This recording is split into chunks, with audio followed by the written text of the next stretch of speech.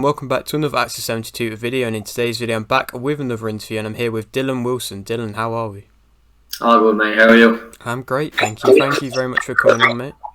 No problem at all. Thanks for having me. Nice. And so, am I right in saying you're a 26-year-old super lightweight who's 3-0? Yeah, at the minute, yeah. Great, okay. Well, if you're on the around here and you haven't subscribed, please do so. Like the video if you're doing the like video, and let's get straight into it. So, the question which I always like to start off with, why did you start boxing?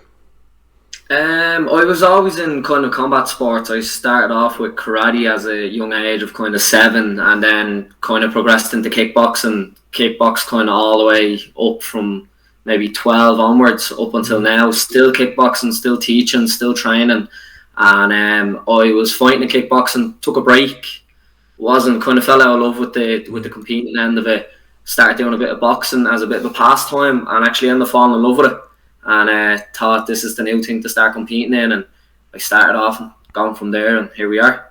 Definitely, that's great. So would you say that you now prefer boxing to kickboxing, or are you still kind of preferring kickboxing? On a competitive aspect, boxing is what I prefer at the minute. It's just I need something to keep me active, and I gotta have my interests as well. Yeah. And boxing at the minute really has me interest. Like, I love kickboxing. I still teach it every day. I still practice it, but boxing is where I'm at the minute. That's great. And so, do you remember what happened in your first amateur boxing fight? I didn't have any amateur boxing fights. Ah, right, okay. Yeah, I have loads and loads of kickboxing bouts, amateur, and to a high standard on a national and international level as well. So when I turned over with boxing, the goal was to do the leagues, the amateur leagues, and then COVID hit. So there was no amateur leagues, but there was still some professional fights happening. So I turned straight pro. I got licensed. I had to get assessed. So that means that the union had to come down and have a look at you and make sure you're up to standard to be pro. I passed the assessment, so I went straight into be pro license then and went straight into a pro bout. That's great. And so, well, going just a little bit back, one more question about your kickboxing side. What was your kind of biggest achievement from kickboxing? A national champion. I won the nationals at 17 or 18, and I represented Ireland a couple of times as well. Abroad, I was over in Poland and Italy and stuff like that, so it was great. That's great. And so what would you say, obviously, like, skill-wise, there's a big difference between kickboxing and boxing, but what would you say as like a, how do I put this, what would you say kind of stylistically different would you have to do for kickboxing compared to boxing? Not kicking people. Well, yes, other than that.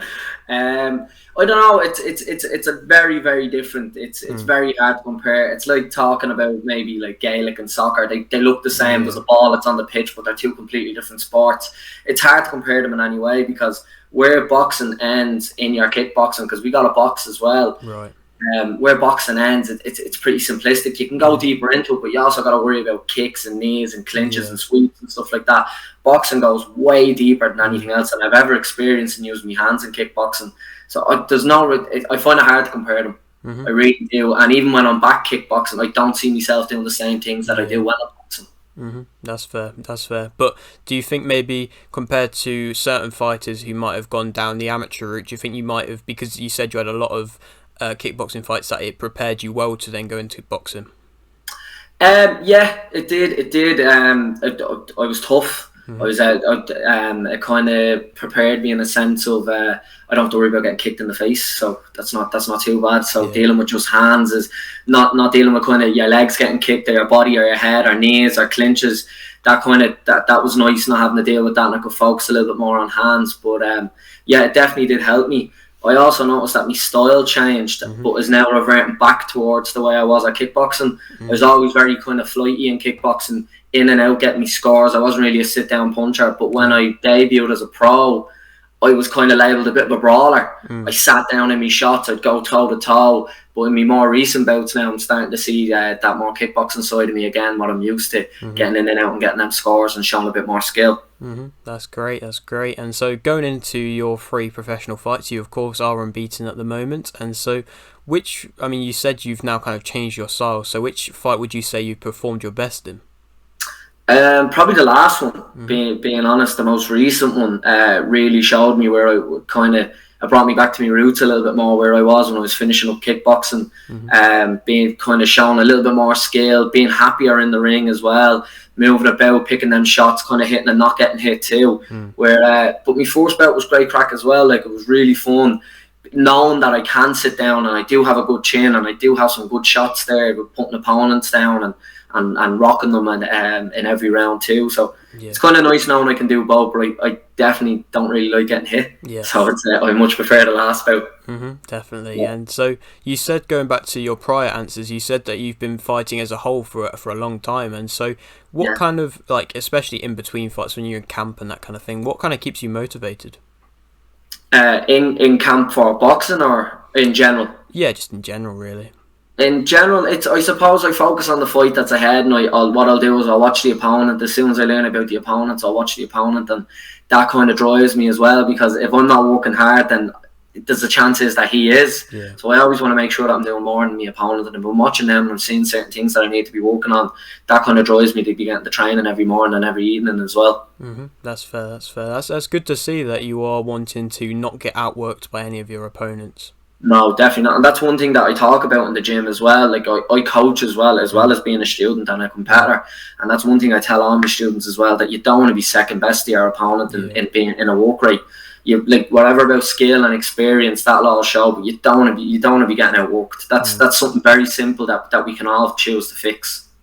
Definitely. And so you said that, well, you have a fight, am I right for saying, for November 19th? Yeah, 2 weeks. Yeah, and so how's preparations been going for that? Great, because this will be the third fight in 3 months. So we're going 3 camps back to back. So they've kind of all rolled into one now. It just feels like one really large camp. So preparation's going really well now. But I'm looking to kind of put on a show. It's in my hometown. It's back in Dublin. I haven't fought there yet, so I'm really looking forward to doing that and then getting a bit of a break over the Christmas. That's good. And so going back to yet again a prior answer, you said that you like to know about your opponents when you go in. Do you know anything about this opponent? He got changed. So I love knowing about opponents, but opponents got changed there. I was to fight a lad that actually fought another Irish boxer, and he gave him a good test, and it was nice. It was nice to see. It was going to be a nice step up, and then the opponents had to get changed. So now we're on to a new opponent. So I'm actually in the middle of watching footage on that now. So it's short enough notice, but it's nothing that we can't handle, and no adjustments that we won't be able to make. That's fair. And so, for the people who might be, of course, I mean, you said it's in your hometown, so I'm sure you've got a lot of fans already coming, but of course, the people that might not know who you are and might want to come watch your fight, what would you say makes you interesting as a fighter? Definitely a display of skill. I have a wide variety of shots. I change levels. I'm not a headhunter. I like to snatch the body as well. I have nice footwork. Head movement has always been a compliment that I've been given on every fight now in the last 3 outings, and as a kickboxer. And I also enjoy myself, and it's very noticeable when I'm in the ring that I'm having a lot of fun as well.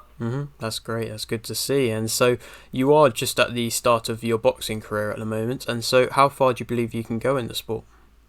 I believe I can go pretty far. I wouldn't be a dreamer in the sense that I'm going to throw anything outlandish out without kind of stepping up first. My kind of short and mid-term goals is Celtic and national titles. I'm looking for a Celtic title in the new year, and then after that going for an Irish national title, and then we'll be taking steps from there. I'm not going to throw any silly goals out that I have for myself. They're things for me, but I know I have steps to climb and stuff like that before I get there. But definitely within arm's reach in the next year, there's a Celtic and a national title, and that's what I aim for straight away. Great. I always find it good to have short-term goals to then eventually work up to a long-term goal. Definitely, you can overlook them. If you set goals too high, you can always overlook those short and intermediate-term goals, and that's not the mistakes I want to make. That's fair. It's smart. It shows that, of course, you have been in these kind of sporting environment for a while, because, of course, younger fighters might kind of overlook that kind of thing and maybe just set a bit too unrealistic targets. I want to fight Canelo and stuff like that straight away. Yeah, after one fight. Yeah. That's fair. Okay, and so I'll leave with this final question, which I always like to ask. You've got a little bit of a platform here. Would you like to shout anything out? Just my sponsors. They all know who they are as well. I've a rake of sponsors coming on board. I've got Footprints. I got the gym, UFG. I got DPD Couriers. I got Fight Store. They're kind of getting international and globally recognised at the minute. They do all my shorts and stuff like that. So if you like me shorts, they're the guys that do it.